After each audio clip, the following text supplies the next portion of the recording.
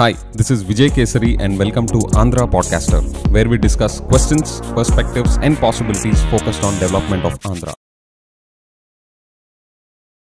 Friends, నాకు సలహా ఇవ్వండి. ఒకవేళ నా దగ్గర అసలు డబ్బులు లేవు అనుకోండి, నిజంగానే లేవు, కానీ దానికి తోడు ఆర్థిక విధ్వంసం అయిపోయి లైఫ్లో బాగా స్ట్రగుల్స్ ఫేస్ చేస్తా అప్పు తెచ్చుకొని ఒక కొత్త బిజినెస్ స్టార్ట్ చేయాలి అనుకున్నాను అనుకోండి. అప్పుడు మీరు ఎలాంటి బిజినెస్ స్టార్ట్ చేస్తే మంచిదంటారు? బాగా డిమాండ్ ఉన్న బిజినెస్ స్టార్ట్ చేసి ముందు బయటపడమంటారా, లేదా జనాలకు అసలు ఏమాత్రం అవసరం లేని ఎప్పుడు డిమాండ్ వస్తో కూడా తెలియని బిజినెస్ స్టార్ట్ చేయమంటారా? ఎందుకు ఇది అడుగుతున్నానంటే, సిబిఎన్ గారు తీసుకునే డెసిషన్స్ని మీరు పరిశీలిస్తే మీకే అర్థమవుద్ది. నేను చెప్తాను చూడండి. మనకి సిబిఎన్ గారు అమరావతికి ఇంటర్నేషనల్ ఎయిర్పోర్ట్ ఒకటి ప్లాన్ చేస్తున్నాం, దానికోసం 1000 ఎకరాలు కావాలి అని చెప్పేసి చెప్తున్నారు, బాగా పబ్లిసిటీ కూడా చేపిస్తున్నారు. కానీ ఇప్పుడు కొత్త నిజం బయటపడింది. అదేంటో తెలుసా? అమరావతికి 40 కిలోమీటర్ల దూరంలో ఉన్న విజయవాడ ఇంటర్నేషనల్ ఎయిర్పోర్ట్కి ఒక్క ఇంటర్నేషనల్ ఫ్లైట్ అన్నా వేయండి అని చెప్పి అడుగుతున్నారు. ఎగ్జాక్ట్గా ఏం అడిగారో ఒకసారి చూడండి. This came in the new Indian express. AP Chambers President Potluri Bhaskar Rao highlighted the growing aviation potential in the Vijayawada region and urged Indigo to introduce more international flights. We thank Indigo for launching the Vijayawada-Kurnool direct flight. There is an immense demand for international connectivity from Vijayawada, especially to Dubai and Singapore. He said, citing the large NRI population, student migration and growing business community. ఇక్కడ AP chambers నుంచి వాళ్ళు ఏం request చేస్తున్నారంటే, IndiGo ఎయిర్లైన్స్కి విజయవాడకి international flights వేయించండి, ఇక్కడ NRI population ఉంది, students కూడా వస్తూ ఉంటారు, వెళ్తూ ఉంటారు, అండ్ బిజినెస్ కమ్యూనిటీ కూడా ఇక్కడ పెరుగుతుంది అని చెప్పి ఇండిగో ఎయిర్లైన్స్ని వాళ్ళు అడిగారు. అలా అడగడంలో తప్పేమీ లేదు. We all will appreciate connectivity పెరిగితే, thumbs up to their effort, no problem. కానీ దీని నుండి అర్థమయ్యేదేంటి? విజయవాడ ఇంటర్నేషనల్ ఎయిర్పోర్ట్కి ఇంటర్నేషనల్ ఫ్లైట్స్ని కనెక్ట్ చేసే సరిపడా డిమాండ్ లేదు, ట్రాఫిక్ లేదు ఇప్పటిదాకా. ఆల్రెడీ ఉన్న ఇంటర్నేషనల్ ఎయిర్పోర్ట్కే ఈ పరిస్థితి ఉంటే దాన్ని ఎలా డెవలప్ చేయాలి, దాని ట్రాఫిక్ ఎలా పెంచాలి అని macro economic and micro economic factors మీద ఫోకస్ చేయాల్సింది పోయి, దీనికి మళ్ళీ 40 కిలోమీటర్ల దూరంలో అమరావతి ఇంటర్నేషనల్ ఎయిర్పోర్ట్ అని చెప్పి పబ్లిక్ మనీ అక్కడ పెట్టాలని ప్లానింగ్. పెట్టచ్చు ఎప్పుడు?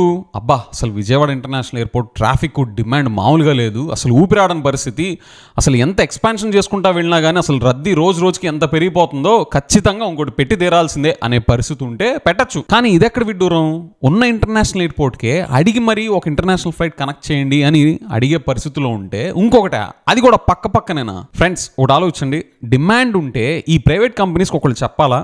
డిమాండ్ ఉంటే ప్రైవేట్ కంపెనీస్ ఆగుతాయా? డిమాండ్ ఉన్నా కూడా బిజినెస్ వదిలేసుకోవడానికి ఆ ఎయిర్లైన్ కంపెనీస్ రన్ చేసేవాళ్ళు పిచ్చోళ్ళ, దద్దమల? ఇండియాలో ఎయిర్లైన్ కంపెనీస్, 1000 కోట్ల రూపాయల ఎయిర్లైన్ కంపెనీస్ రన్ చేసేవాళ్ళు దద్దమల? డిమాండ్ పెరిగే సిగ్నల్ ఏమాత్రం ఉన్నా ముందే వచ్చి పాగా వేసుకొని కూర్చుంటారు. సిబిఎన్ సార్, ఏంటి సార్ ఇంకా ఎన్ని రోజులు మీరు ఇలా డిలీ చేసుకుంటూ కూర్చుంటారు? పబ్లిక్కి కావాల్సిన అసలు విషయాల మీద ఫోకస్ చేయడం ఎప్పుడు స్టార్ట్ చేస్తారు మీరు? అండ్ మీ అందరికీ ఒక విషయం తెలుసా? మన ఇండియాలో ఏ రాష్ట్రం లిటరసీ రేట్లో, అక్షరాస్యత శాతంలో అట్టడుగు ముందు తెలుసా? బీహార్తో సమానంగా ఆంధ్రప్రదేశ్ ఉంది. ఇలాంటి పరిస్థితిలో మనం ఫోకస్ చేయాల్సింది ఆల్రెడీ ఉన్న ఇంటర్నేషనల్ ఎయిర్పోర్ట్ పక్కనే ఇంకో ఇంటర్నేషనల్ ఎయిర్పోర్ట్ కావాలన్నా, లేకపోతే ఎడ్యుకేషన్, హెల్త్ కేర్ మీద? ఏంటి అసలు ఇది? ఇదా విజనరీ అంటే? ఇదా డెవలప్మెంట్ అంటే? అసలు సిబిఎన్ గారిని డెవలప్మెంట్కి ఏ రకంగా లింక్ చేశారో చెప్పండి చూద్దాం. ఎప్పుడో 1995 అప్పుడెప్పట్లో కాదు, మన స్టేట్ బైఫర్కేషన్ అయిపోయిన దగ్గర నుంచి 2014 నుంచి అసలు మీ పర్ఫార్మెన్స్ ఏంటి సార్? అసలు డెవలప్మెంట్కి మీకు లింక్ ఏంటో అసలు చెప్పండి. పైగా మీరే చెప్పారు ఏపీ అప్పుల్లో మునిగిపోయింది, చూస్తుంటేనే భయం వేస్తుందని చెప్పి. భయం వేసి వాళ్ళు ఇంటర్నేషనల్ ఎయిర్పోర్ట్లు కడతారా సార్? నిన్న కూడా అన్నారు కదా, జగన్ గారి వల్ల విధ్వంసం అయిపోయిందని చెప్పి. విధ్వంసం అయిపోతే పక్కనే బడ్డీ కొట్టులాగా ఇంటర్నేషనల్ ఎయిర్పోర్ట్లు కట్టడానికి డబ్బులు ఉంటాయా సార్? మీ దాకా ఇన్ఫర్మేషన్ ఎవరు తేవట్లేదేమో, నవ్వుతున్నారు జనాలు బయట ఇవన్నీ వింటా. పోనీ చెప్పండి, మన రాష్ట్రంకి వచ్చిన సమస్య ఏమీ లేదు, డబ్బులు పుష్కలంగా ఉన్నాయి, ఇవంతా నేను ఇన్ని రోజులు చెప్పిందంతా బోగస్సే, అంతా తూచ్ అని చెప్పేసేయండి. ఒకవైపు ఏమో డబ్బులు లేవంటారు, ఇంకోవైపు ఏమో కొత్త హెలికాప్టర్లు, ఇలాగా ఇంటర్నేషనల్ ఎయిర్పోర్ట్లు బడ్డీ కోట్లులాగా ఎలా పడితే అలాగా పెడతానంటారు. ఏంటి సార్ ఇది? అసలు మీకు ప్రజాధనం, పబ్లిక్ మనీ ఎలా ఖర్చు పెట్టాలి, దేని మీద ఖర్చు పెట్టాలని తెలుసా? ఒక ఇంటర్నేషనల్ కాన్ఫరెన్స్ పెట్టించండి సార్, ఎకనామిస్టులు అందరితో కలిపి, ప్రపంచంలో ఉన్న ఎకానమిస్టులు అందరినీ పిలిచి, అసలు మన ఆంధ్ర ఉన్న పరిస్థితికి ఇప్పుడు మనం దేని మీద ఇన్వెస్ట్ చేస్తే కరెక్ట్ అని చెప్పి ఒక ఇంటర్నేషనల్ కాన్ఫరెన్స్ పెట్టించండి. అందరూ సబ్జెక్ట్ మ్యాటర్ ఎక్స్పర్ట్స్, ఎకానమిస్టులు అందరూ వస్తారు, వాటి మీద ఖర్చు పెట్టండి. మన నాగార్జున యూనివర్సిటీనో ఆంధ్ర యూనివర్సిటీలో పెట్టించండి, ఇది స్టడీ చేయించండి, వాటి మీద ఖర్చు పెట్టండి. అవన్నీ వదిలేసి ఎంత పబ్లిక్ మనీ అయితే మాత్రం మరి ఇలాంటి వాటి మీద పెడతారా సార్? దయచేసి ఇవన్నీ పక్కన పెట్టేసి ఎడ్యుకేషన్ మీద ఫోకస్ పెట్టండి. ఆంధ్రప్రదేశ్ లిటరసీ రేట్లో అట్టడుగునున్న వాళ్ళం మనం నెంబర్ 1 పొజిషన్కి ఎలా రావాలి అని చెప్పి వర్క్ చేయండి. Take inspiration from IB curriculum, TOEFL, these kind of ground breaking initiatives and build on top of that. Friends, మీరు కూడా సిబిఎన్ గారు ఎడ్యుకేషన్ని నెగ్లెక్ట్ చేస్తున్నారు అని అనుకుంటే ఫస్ట్ ఎడ్యుకేషన్ మీద, చదువు మీద ఫోకస్ చేయాలి అని మీరు అనుకుంటే కామెంట్స్లో ఫస్ట్ చదువు అని టైప్ చేయండి.